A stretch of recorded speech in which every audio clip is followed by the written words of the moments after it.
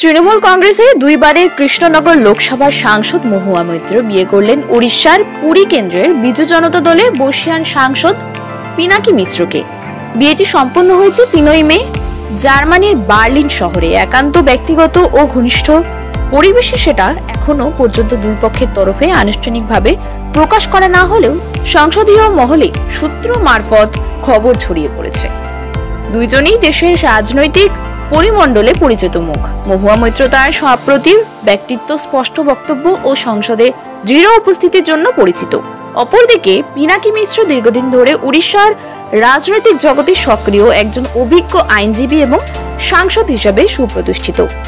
এই ব্যক্তিগত সিদ্ধান্তের প্রেক্ষিতে রাজনৈতিকভাবে কোনো বার্তা বা প্রতিক্রিয়া এখনো প্রকাশ্যে আসেনি। তবে বিয়ের খবর প্রকাশ্যে আসতেই দুই রাজ্যের রাজনৈতিক মহলে আলোচনার ঝড় উঠেছে।